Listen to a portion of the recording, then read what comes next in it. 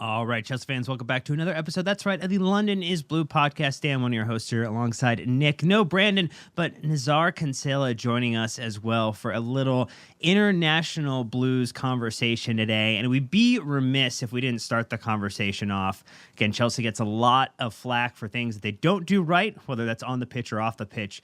But this weekend, they did have the Legends match, the Chelsea Legends versus the Bayern Munich Legends, in a tribute to Gianluca Vialli, former player and manager for Chelsea Football Club. That seemingly went off to great recognition, great support from everyone who was able to attend this weekend. And as we were getting ready for this episode, I think, Naz, you highlighted that he was one of the first individuals related or affiliated with Chelsea that you had a chance to interview. And I thought it would be a great way just to kick into this conversation before we talk about the return to Premier League action, to throw a little praise and a little recognition on a wonderful man, a wonderful player, wonderful manager in Gianluca Vialli.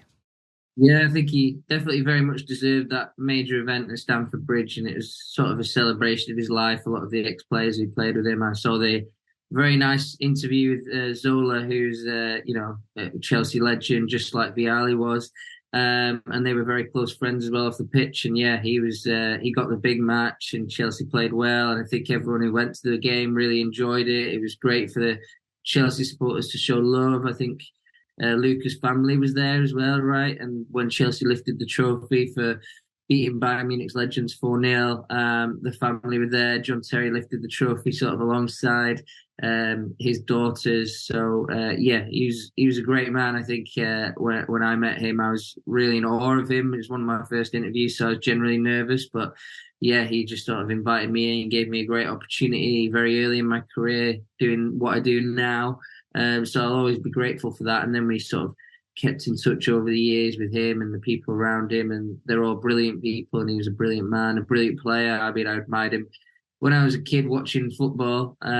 Juventus and Chelsea, just absolutely brilliant striker, and then a brilliant manager as well. And he does have a really important place in Chelsea's history, winning trophies, as a player and a manager. And sort of what I always say of that era is it sort of kick-started the Roman Abramovich era, because it's people like Vialli who made Chelsea attractive to somebody like Roman Abramovich, and they bought it off the back of some of the success that he had and the people around that era had. So they kind of sort of set the bar for the Chelsea that we know now, where it's really a major football force, whereas before maybe they were just picking off a few trophies, but now he was sort of one of the guys who built Chelsea, really.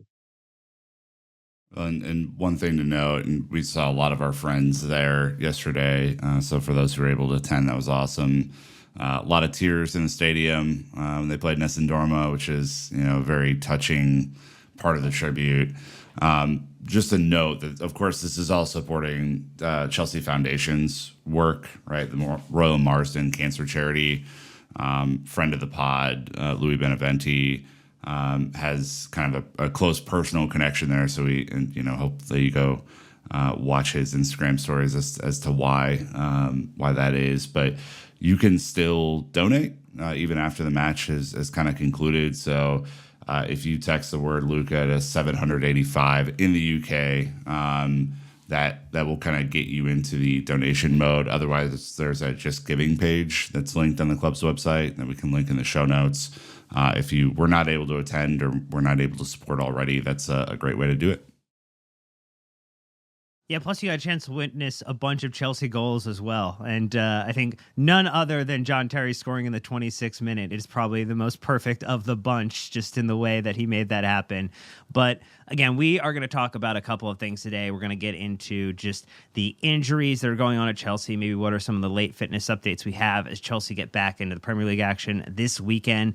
There were one or two names coming out that were linked to Chelsea at the very end of the window that Naz has reported on that we weren't aware of initially, and then also maybe some updates on contracts and what's going to happen in the months ahead. But before we do that, we just want to say thanks to everybody who supports the podcast. You can do so through patreon.com/LondonBluePod. Join the Discord community. You also can leave 5-star reviews on Apple Podcasts and Spotify. And hey, you know what?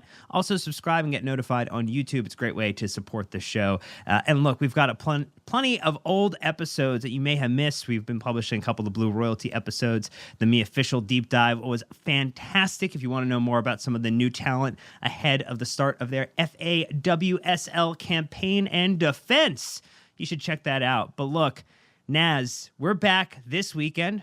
Pochettino has had a little bit of time off. The players have had a little time off.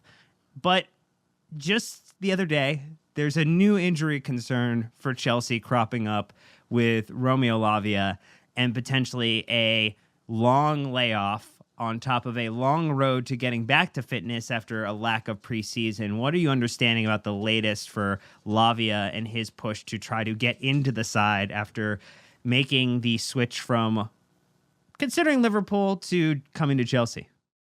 I think everyone knew all summer that Romeo Lavia was going to leave Southampton and join some sort of big club. So I think that they were kind of pushing for a move. And yeah, it kind of left him in a really poor physical condition. It's not an injury, that he had before now, but he was just sort of considered not in the right condition to play at the Premier League level. So he was kind of almost having a behind closed doors pre-season of his own, really a lot of strength and conditioning work. You think of what Mauricio Pochettino did with his players in that first 2 weeks before the US tour.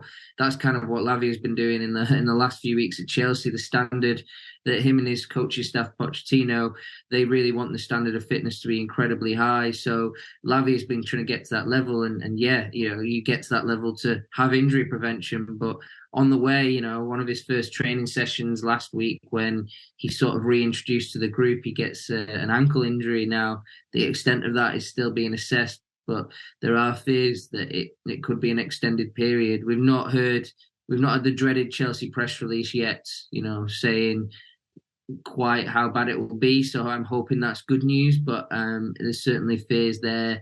He's being assessed a little bit. And yeah, he was sort of with a 5-6 man group training under Pochettino, and then he gets hurt. So a little bit of a shame. Hopefully he's okay.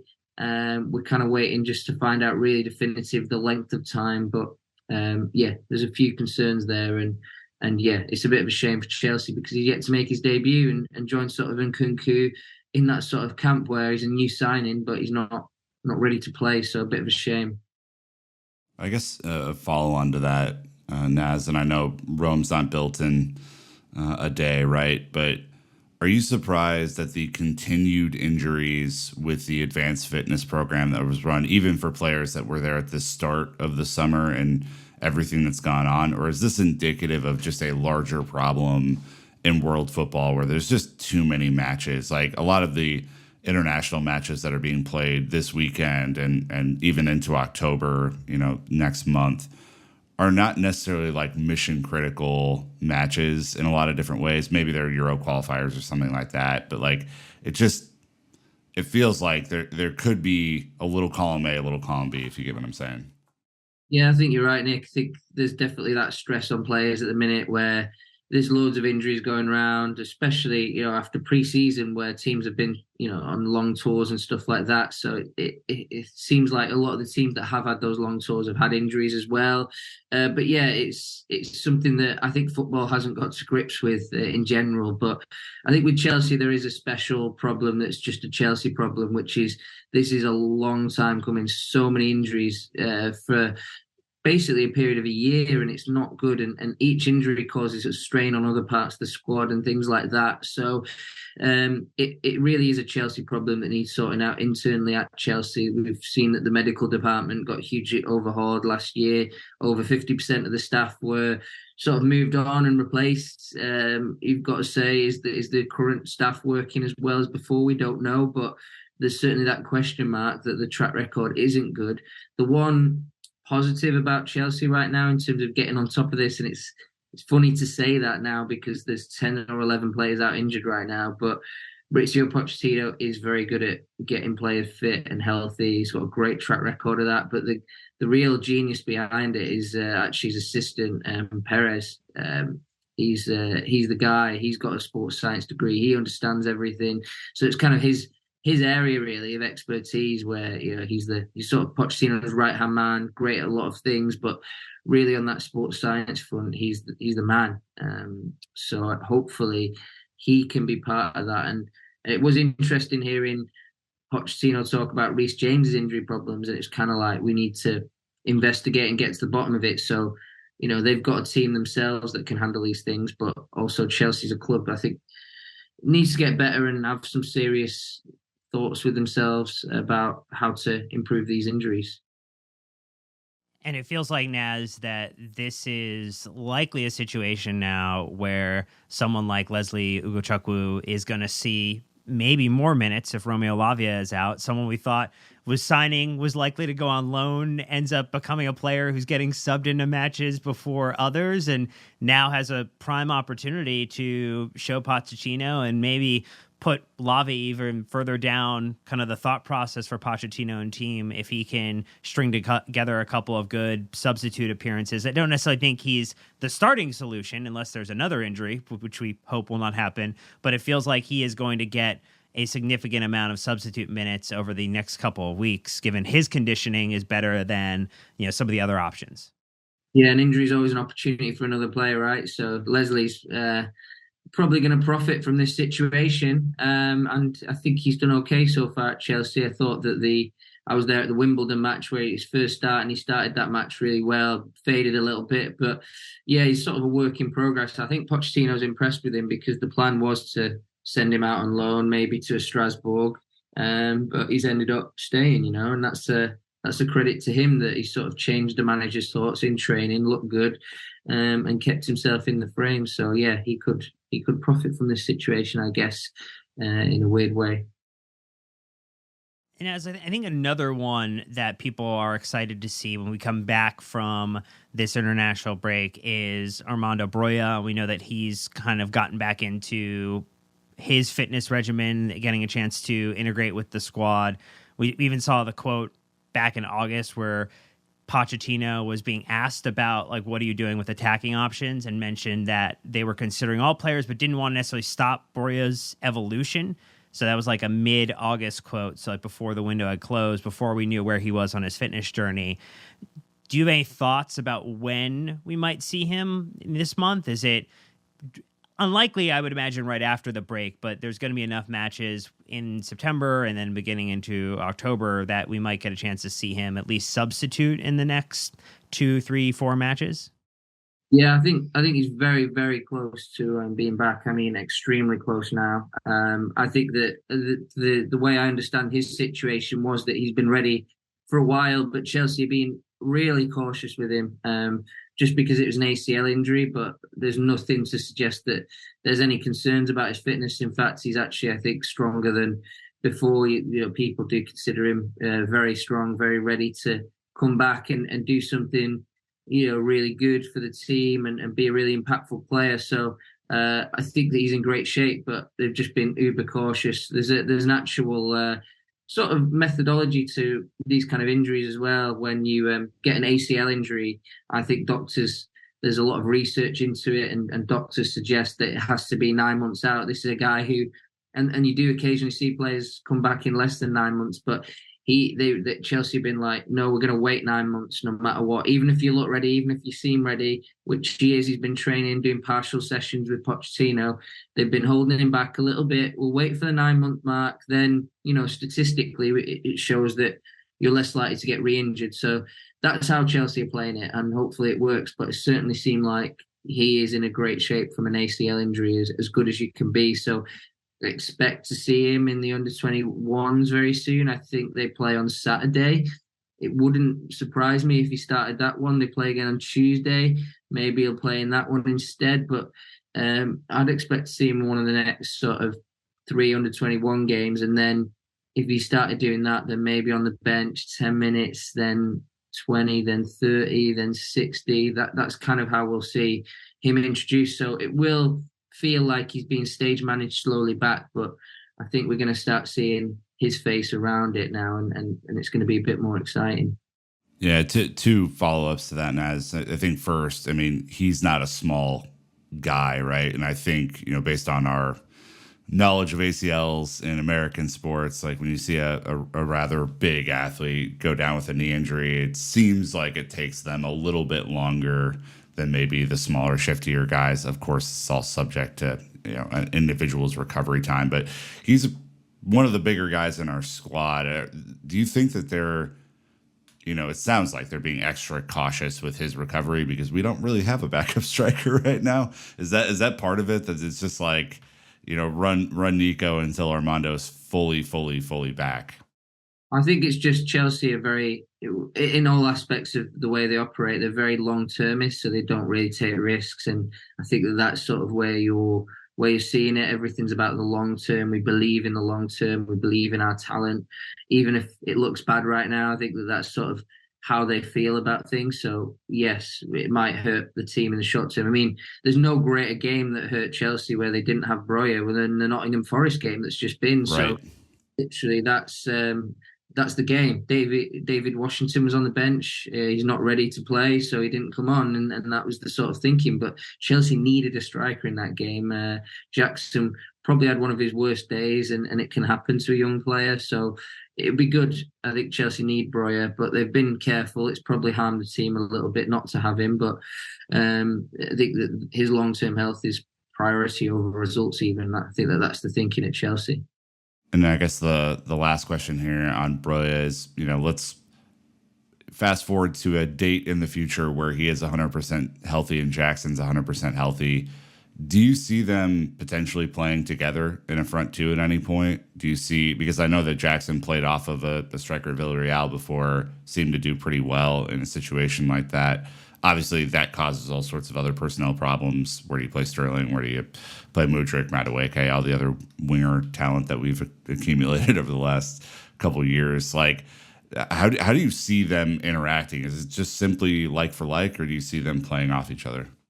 I don't see them playing off each other really, but I think they can play off each other. They could do that, and that could be a solution in specific games. Generally, probably more from the bench than the start, but I think that will be looked at and used. Sometimes you just want two guys who've got presence and they both have that, and that would be useful. Forest game again would be a perfect example where that would work. So I think that's going to be the way it is. And looking at the way Pochettino managed the squad in pre-season as well, there was that call for Jackson and Kunku to play together, but I think he'll see it as, I've got two strikers, one in, one out, that kind of thing. So that'll be the more likely and more I think that's the way the squad manager would work with Pochettino in the striker department. So I think a lot of people were hearing rumors. I think you've talked about, in previous episodes, like the right bid sort of came in for Broja that they, Chelsea would think about moving him on. I'm happy he stayed personally. If there wasn't another great striker on the market, like this is a guy who we believe in, who can do a job and who obviously provides something different to what Jackson does. Like he's just kind of a different sort of striker. So very nice depth option, assuming all things are good on the health front. Yeah, I think it's not really a player Chelsea really pushed out. I mean, most academy players got pushed for this obvious pure profit FFP kind of thing, but Broja is not really one they pushed out. They didn't really try to sell him, and they also didn't try to sign a striker. So it's a huge vote of confidence for Broja, and it's just a case of getting him on the pitch now. But certainly it feels like he is being backed by not just Pochettino, but also the club itself. So can they turn him? And Pochettino's turned Kane into Harry Kane. So everyone will be looking at Broja and thinking, can he turn Broja into the next level striker that some people hope he will become? Clip it, Dan. He's the next Harry Kane. Clip it. That would be a magic trick that you would want repeated more than once. But we're going to talk about a couple other players who are on their fitness journey and check in on where they're at as well. So stay tuned. We'll be right back after this break from our sponsors. With the busy fall season already in swing, you might be looking for wholesome, convenient meals for jam-packed days. Factor, America's #1 ready-to-eat meal kit, can help you fuel up fast with chef-prepared, dietitian-approved, ready-to-eat meals delivered straight to your door. You'll save time, eat well, and stay on track with your healthy lifestyle. Look, I just moved, right? And we got a conveniently timed box of Factor meals to the house. My wife and I loved having these not frozen, quick to microwave. We actually threw them in the toaster oven, the air fryer, and they heated up really quick, and they were delicious. I'm telling you, if you're moving or if you're busy, having 8, 9, 10, 12 meals in your fridge was perfect. It was the ultimate convenience. They tasted well. You had your main entree with the protein, veggies on the side. You were good to go. Make sure you go check it out. Honestly, life is too busy to not have a healthy meal in your fridge ready to go. And again, like I said, they are fresh. They are not frozen. They come in a refrigerated pack. They were great. And you can also, not only this, start to add some breakfast in there. They've got bacon and egg breakfast skillet, bacon and cheddar, egg bites, potato, all of this good stuff. Like I said, it's going to energize you throughout the day with clean, healthy energy. So anyways, this September, get Factor, start enjoying it. Use our code. Go to factormeals.com/LondonIsBlue50 and use code LondonIsBlue50 to get 50% off. That's no joke. Right now, use the code LondonIsBlue50 at factormeals.com/LondonIsBlue50 to get 50% off.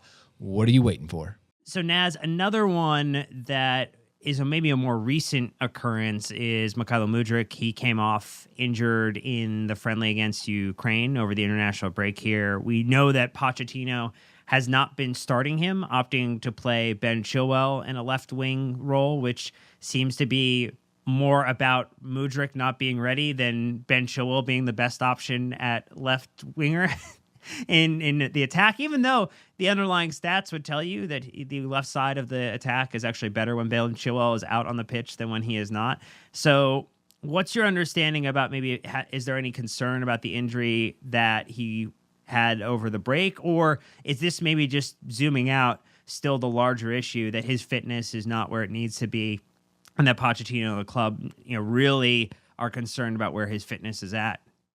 Yeah, they kind of, Chelsea tried to send him doing international football. Remember in the summer where he played for Ukraine's men's national team, then he played for the under-21s at the Euros, and he had a few injury problems out there as well, and it was all designed to build his confidence, which hasn't been the highest. And he did really well actually, but had some fitness issues. Then he was a bit slow in pre-season. He played well against Brighton, but he didn't get that many minutes in pre-season actually. And then he's been on the bench for Pochettino ever since. So with a few injuries as well, he's missed I think 2 games. It's a slight concern really, that his sort of fitness levels clearly aren't at the highest level they should be at. I mean, he's still really fit. He still runs quick, as we've seen. He tried to take on Kyle Walker in that match a few times, and Walker's probably one of the fastest right backs in the world, and he gave him a good go. But yeah, there was a moment where he came off the pitch with what looked like maybe a muscle injury. We don't know if it's tightness yet at this stage or a full-blown pull, but he came off looking a bit uncomfortable there. So I'm hopeful. He walked off the pitch. I was watching a video of him walking off the pitch, and he didn't need any support. He just sort of signaled he wanted to come off, and then he came off and walked off. So I'm hopeful it's not bad. I don't think there's huge concern about him, but it's more of maybe a conditioning issue that he needs to work on. And we saw the Athletic as well, writing that there's concern he's doing too much gym work as well. So maybe it's actually for him that he wants to win so hard, he wants to do well so hard that he's overworking himself rather than anything else. Well, this is, I think, part of the conundrum that Chelsea fans are trying to understand with a fitness concern with Mykhailo Mudryk, right? Because he is the Instagram workout king, right? And he, unlike previous players that we've had that are clearly not fit, he looks physically fit. Now, there's a massive difference between being physically fit and like match fitness and understanding how to play within a team and all the other sorts of things I think we've discovered about him that are the reasons why he's not starting at Chelsea. But I mean, the club clearly understands that he's a fitness freak and he's doing a lot of this extra gym work and he's lifting weights all the time and he's in the gym. Do you think they're going to work with him on like finding that balance and getting into maybe more of like a mental conditioning mode to fit within the team scheme that Poch is trying to build? Yeah, I think that's huge with him. I think he's clearly a character that he has an unbelievable work ethic, but it might be a bit too much in a way, and you need to get the balance right of rest, recuperation, as well as working hard. So I think he's maybe not found that balance in the best way, and the club and Chelsea need to work with him. He needs to work with the club as well. It is very common in football now. I mean, you see it with all the Chelsea guys on their Instagram. They'll be doing extras. I mean, I just saw Trevor Chalobah today, even though he's got hamstring injuries, working on his core, and that can help you in tackles and all sorts of things. So they find ways to improve themselves even when they've got problems and things like that, and off the pitch. But maybe for Mudryk, it does seem a bit excessive. It seems like almost every day you see him in the gym and stuff like that. So maybe he needs to get that balance a bit better, and Chelsea do need to guide him. But people like Jesus Perez, who I mentioned earlier, he's going to be key to that, because he's an expert on that sort of conditioning and sort of tracking of his players, digitally and all that kind of stuff. So that's going to be key with him. Do you see, final question on Mudryk from me, obviously it's been a slow start for him at Chelsea. There can be no doubt about that. He has not really featured very much this season, and when he has, I think has largely, maybe due to the situation of the game or the type of opponent we're up against, has not really found his feet for Poch quite yet. Didn't really even play that much in preseason, which I found to be pretty interesting as we were kind of following the team around all over the Eastern Seaboard. Is this, in your mind, and again, this is pure guess and speculation, is this kind of a regroup season for him where he has to kind of get back in, prove himself, make sure that he is kind of mentally, physically ready to play for Chelsea, and then maybe a springboard into next season? Or do you think he can advance up the ladder more quickly because he's already been at Chelsea for half a season? Yeah, I think a lot of people, you'll hear a lot of pundits will criticise Mudryk heavily and say they expect him to be a star. He cost 88.5 million. He's a big signing for Chelsea, and sort of in a way rightly so. But I think in realistic terms, it's more about progressing him bit by bit. He's a very rough diamond. He's got insane talent, as we saw in pre-season against Brighton, but he's got a lot wrong with his game, I think, that needs working on, especially in Pochettino's system and what he wants. I mean, it's no surprises out of the team, not just from a lack of maybe impact, but it's tactical as well. Can he take on the ideas? I mean, everyone's been criticising Chilwell at left wing, and I did speak to Chilwell about that during my time with England. And yeah, he accepts he needs to shoot more. But actually, Ben Chilwell on the left wing is quite tactically important for the team. Way Pochettino wants to play. He's doing more of that Nkunku type movement. He's got the intelligence to do it, and defensively he can help cover a bit as well. So Mudryk's not been great defensively for Chelsea, I don't think, with his pressing. I don't think it's quite intelligent enough. I think that also he needs to work on his game defensively. Defending is an art in itself, and I don't think he naturally has that. He never had to defend for Shakhtar. I was reading a long time ago, Liam Twomey wrote a good piece for The Athletic, and they basically just kept him up there, and he sort of just sprung attacks left, right and centre. No need to defend, but actually at the top level of the game, it doesn't matter who you play for. Every single Man City player can defend.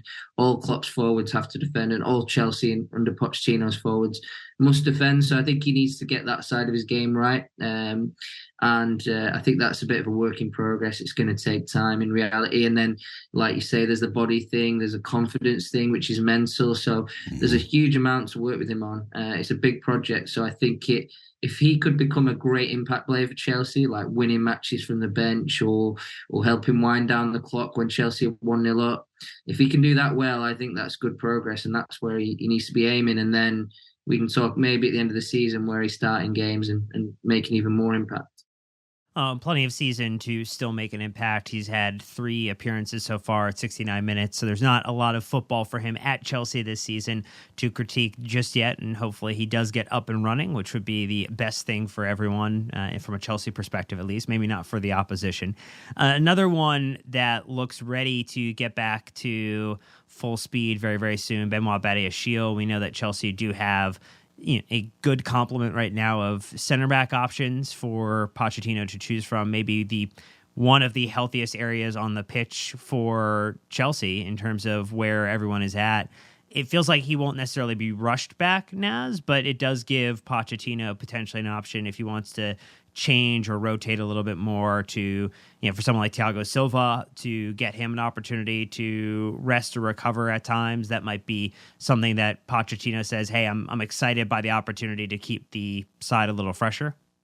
Yeah, they'll need to rest Thiago at some point. I mean, you look at that Brighton game in the cup, and maybe that'll be the one where Thiago gets rested. Maybe that'll be the one where Benoit Badiashile makes his first start. So maybe he should be aiming for that. I know he's close as well, and I think he's in a similar place to where Broja is right now. It was a knee injury, a different kind of knee injury, not as severe, but he has been out for quite a while. So I expect to see him in the under-21s probably. Maybe not appearing as much as Broja in the 21s, but I think he might play one, maybe 2 games there and sort of be reintroduced that way. So yeah, centre back's a bit less of a demanding position in terms of sprints and stuff like that. So maybe you won't need quite as long either as Broja, but he's very close, and I think that he's got a big future. Chelsea really wanted to keep Colwill, but I think they're going to find a way to play these two guys together at some point and stuff like that. I mean, Colwill's playing left back right now, so maybe they can play together that way. I think that they're really excited about Badiashile. He played pretty well last season, didn't he? So yeah, we should see him back soon I'm hoping in the next sort of run of games. Do you see him as the left center back and Colwill as the left back for the foreseeable future? Is that kind of where we're potentially at? Well, I think that definitely that's sort of the system right now. I think there could be tactical evolution that goes on and maybe people get moved around, but that seems like the most natural place where it would sort of manifest itself right now. I mean, there's also a debate: can you play 2 left-sided centre backs together? I think that everyone at Chelsea thinks yes, so we could see them back as well.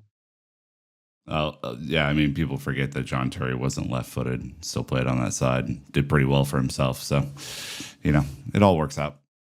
Yeah, I think that it's interesting if I bet Colwill will be the one who switches to the right, because I think he's slightly better on the ball than even Badiashile, who's pretty good on it.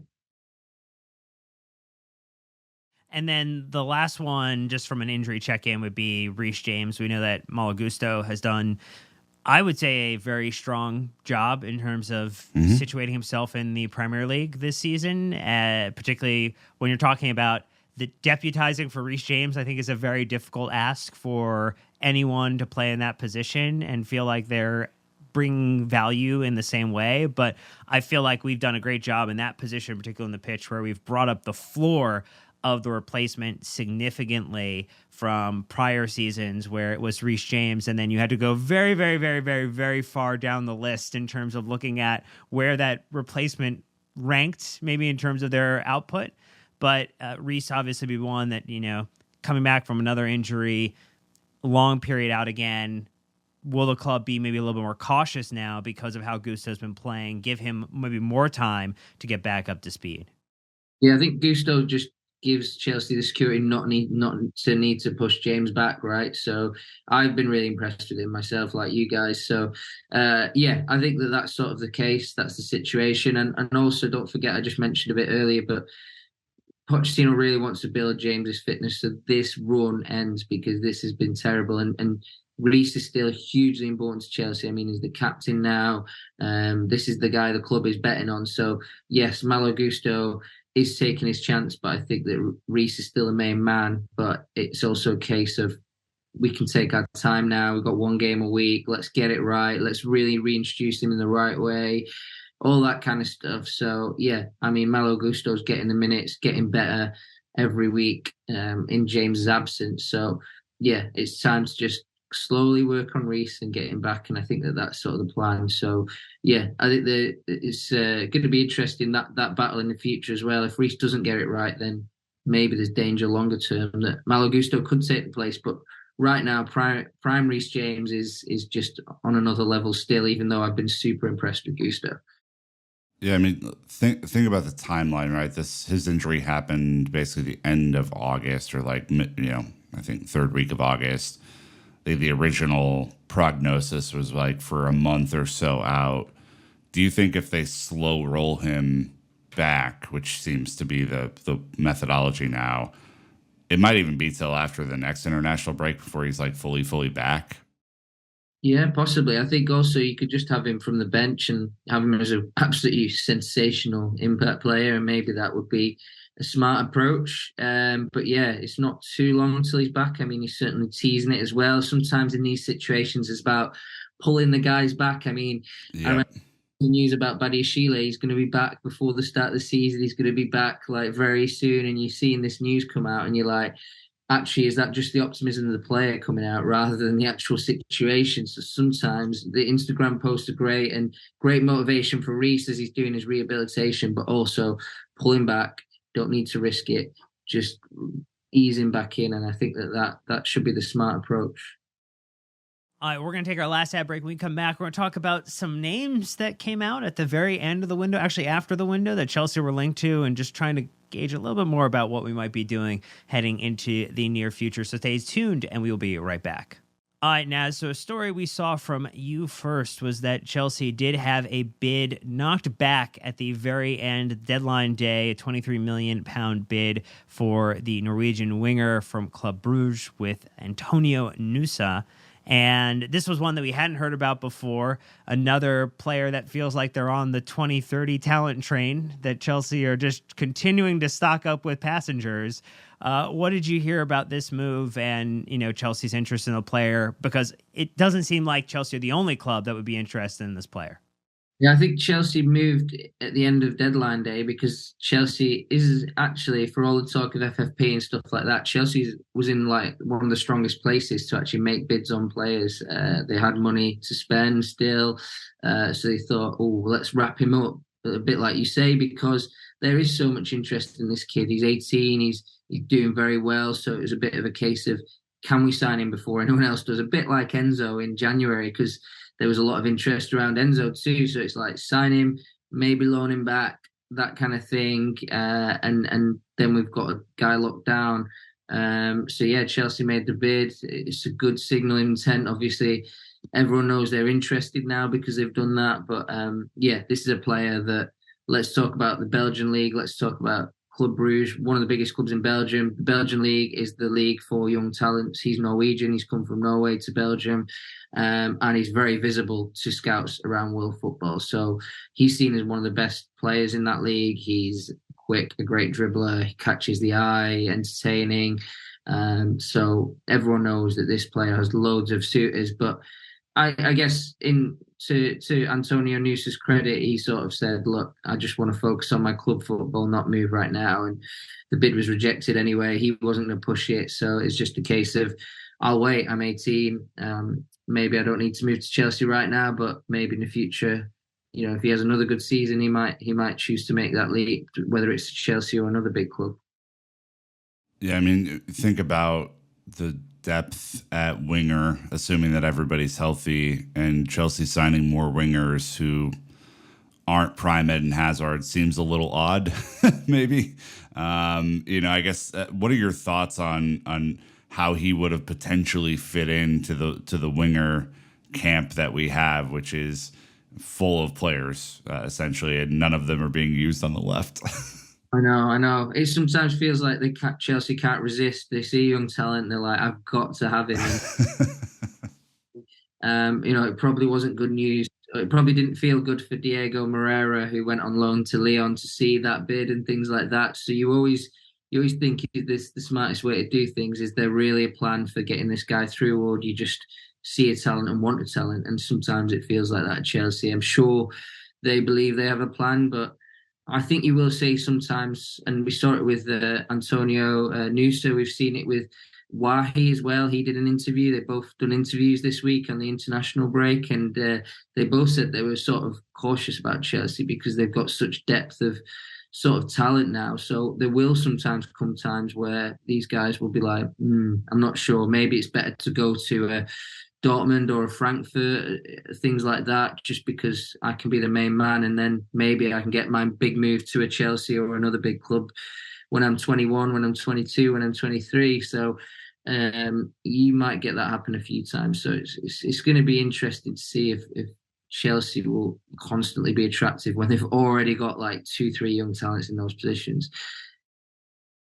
It's going to be, to your point, interesting because there are so many players stacked up, it's going to be, do you see the evolution of players that have come in and have had a chance to be able to make a role for themselves, whether that's as a starter or as a substitute, where their international careers are thriving, whether or not that's happening? Are they potentially just being loaned out to Chelsea's farm system, as it were, in terms of the loan clubs that Chelsea have on offer? One now currently in France, but others most likely on the way in the very, very near future. That you wonder if Chelsea will be as advantageous as a location or a landing spot for players. And it seemed like maybe there were others like Wahi who wasn't necessarily interested in coming to Chelsea, or didn't see it as the top choice option, considering that Chelsea did evaluate and say we want to go a different direction in terms of players, but also players saying this might not be the spot where I'll be the guy or I'm the individual that they're going to count on. I'm just a part of a larger Blue Co machine now. Yeah, I sometimes feel like players that when I looked at the market, some players absolutely love what Chelsea are doing and shout about it to the rooftops. And a lot of the guys they brought in, and you're looking at particularly Moises Caicedo and Romeo Lavia as well. They loved what Chelsea were doing, and that was a huge attraction. They believe in the vision. They think Chelsea are going to be a top-class team with this approach in the long run, and they're going to have great careers. But there will be one or two that don't agree, don't see it that way, and would maybe want to do it a different way, build their career. I mean, the problem when you join a Chelsea and maybe go on loan to a farm club like a Strasbourg and things like that is you're taking sort of the control out of your hands and letting a big club control it. When you're at a smaller club, it's easy to get out of a smaller club, but when you're at a big club, it's harder to get out of a big club. There's more talent, maybe there's more competition. So, yeah, there is sort of that counterpoint where maybe sometimes a move to a smaller club, which is the sort of market Chelsea are competing in now. A lot of clubs could buy this £23 million winger. So they're competing with even more clubs for that kind of player. But they might see a Brighton as a bit easier, or a club like Eintracht Frankfurt as a bit easier and a bit better for the development. So you'll see some that absolutely adore the way Chelsea do it, and you'll see some that maybe a bit less convinced, like Wahi and things like that. One follow-up question, just as we kind of wrap the Blue Co model. Have there been any news or notes on other potential clubs that Blue Co are looking to either heavily invest in or outright purchase? Yeah, I don't think that there's been too much developments, but we know that there's a few clubs in Portugal they're looking at. We spoke to Portimonense, things like that, and Portugal's a really big target market, but it's so hard to actually buy these clubs. It can take a while. It was actually a huge victory that they got Strasbourg so quickly. I was shocked that it got done. Like within months of announcing that they're going to do the multi-club model. It was a sensational achievement, I think. So they'll be back. They'll be buying clubs, but I think that maybe France was easier, and things like Portugal, where fans have a lot of control over their clubs, it's much trickier. So a lot of fans don't want to give up control to a corporation in these nations. So it can be trickier to buy clubs from sort of members rather than another, I guess, company that might own a club. You mentioned Belgium previously as well. Is that, to your knowledge, still another target in Europe? Yeah, Belgium, Brazil, they all have their own advantages, these places. So Belgium's great for work permits and things if you're going to sign African talents and stuff.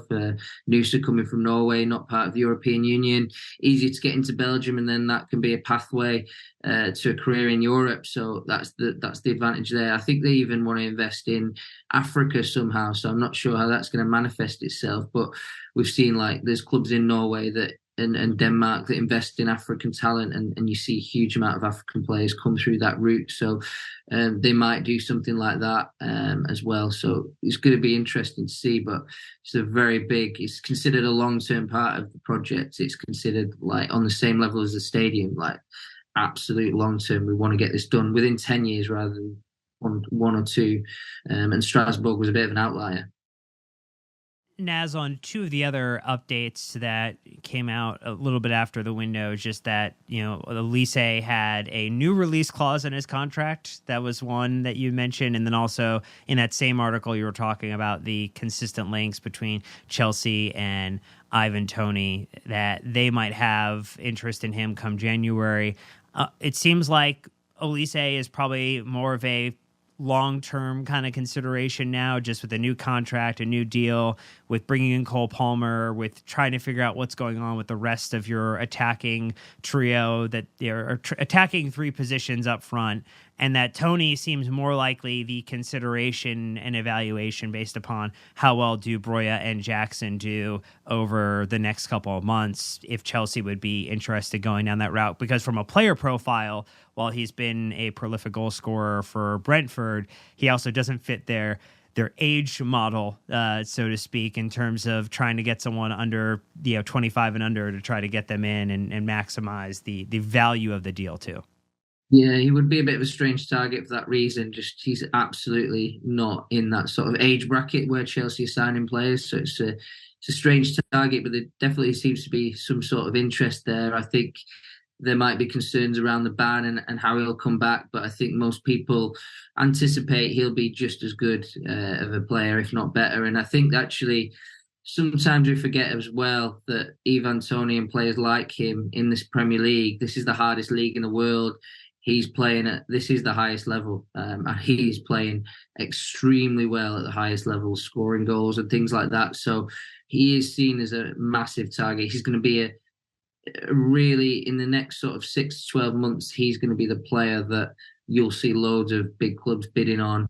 He's he is considered, his contract's running down at Brentford. They're trying to get 80 million for him, but he's going to be that kind of guy looking maybe at the next step. And Chelsea, I think they're considering being part of that conversation. But I've just been bigging up Broja and the way that Chelsea believe in him, and obviously they believe in Jackson as well.